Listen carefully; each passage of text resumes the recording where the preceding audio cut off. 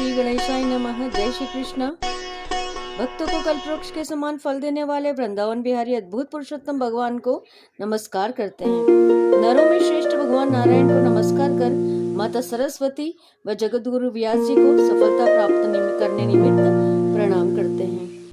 आप सभी श्रोताओं और भक्तों को मेरा सादर नमन, सादर वंदन।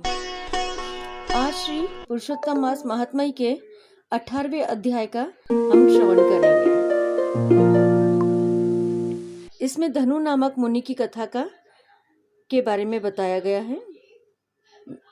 17वें अध्याय में हमने देखा था कि किस तरह से शुकदेव का जल में डूबना हुआ और उन्होंने यही बताया कि मुझसा मूर्ख दूसरा नहीं, क्योंकि मैंने श्री कृष्ण भगवान के वचन का उल्लंघन कर पुत्र की कामना की।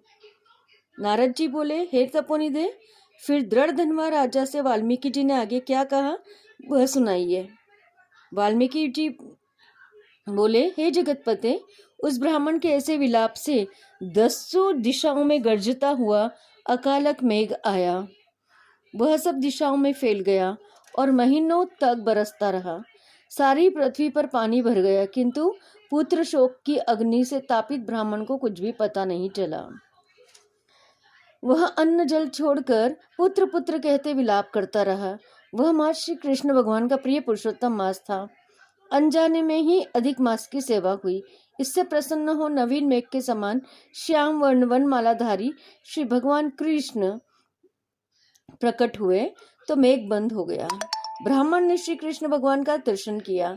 शीघ्र ही पुत्र को पृथ्वी पर डाल स्त्री सहित श्री कृष्ण भगवान को नमस्कार कर दंडवत कर हाथ जोड़ श्री कृष्ण भगवान के आगे बिठाया गया और गोलोक जैसे परमानंद को प्राप्त हुआ। अमृत वर्षिणी मधुर वाणी में भगवान उससे बोले, हे सुदेव शर्मा, अब तुम धन्य और सौभाग्यशाली हुए।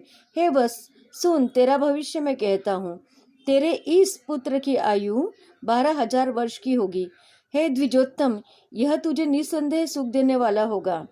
अब मैं तुमसे एक प्राचीन इतिहास जो मार्कंडेय मुनि ने राजा रघु को सुनाया था वह कहता हूँ।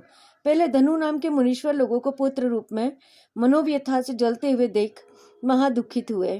तब उन्होंने अमर पुत्र की इच्छा कर महाघोर तप किया।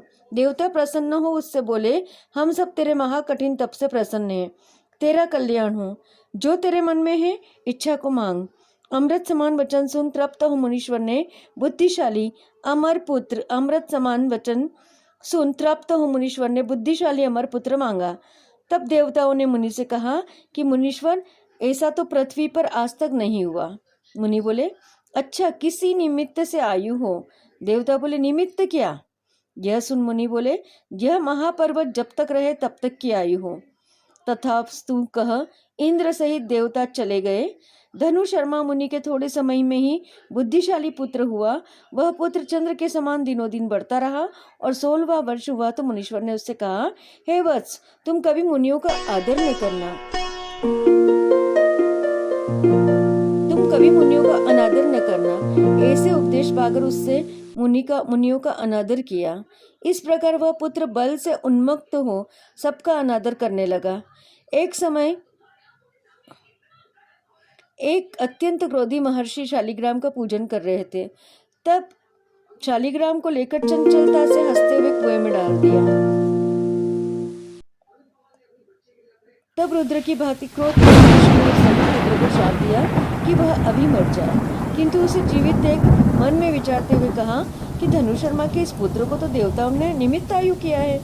तब तत्काल एक स्त्री श्वास छोड़ा। उस श्वास से करोड़ों भैंसे उत्पन्न हुए। उन्होंने पर्वत के खंड खंड कर दिए और मुनि का पुत्र मर गया। धनु शर्मा ने बार बार अनेक प्रकार से विलाप कर मृत पुत्र को उठाया और पुत्र दुख से अत्यंत पीड़ित हो चिता बना अग्नि में प्रवेश किया। इस प्रकार मनुष्य हठ से प्राप्त पुत्र से किसी प्रकार सुख नहीं पाते। पुरुषोत्तम के महात्म्य से प्रसन्न हो मैंने तेरा पुत्र चिरंजीवी किया, यही सुन तुझे सुख देने वाला हो। सदा पुत्र सहित गृहस्थाश्रम को भोग। अगले जन्म में तू चक्रवर्ती राजा होगा और तुम्हारी अर्धांगिनी गौतमी रानी होगी। तेरे 4 पुत्र और 1 कन्या होगी। तब तू अज्ञान और माया से मोहित हो विषयों में फंस कर मुझे भूल जाएगा। तो तुम्हारा पुत्र वन में तोतापन पढ़ के वृक्ष के रूप ऊपर में बैठ तुमको बोध करवाएगा। यह बारंबार वैराग्य उत्पन्न करने वाला पद्य पड़ेगा। जब तू तोते का वाक्य सुन दुखित मन होकर कर जाएगा, जब संशय रहित होके पूर्व स्वरूप त्याग कर हरिपद को स्त्री सहित प्राप्त होगा। महाविष्णु के ऐसे कहते ही ब्राह्मण का पुत्र उठ बैठा। दोनों स्त्री पुरुष पुत्र को देखकर आनंदित हुए। शुकदेव ने भी उन माता पिता और हरि को नमस्कार किया। तब ब्राह्मण गदगद हो बोले, हे हरे, मैंने जब निरंतर महाकठिन तप किया, वहां तो आपने मुझसे कठोर वचन कहे कि तेरे भाग्य में पुत्र नहीं।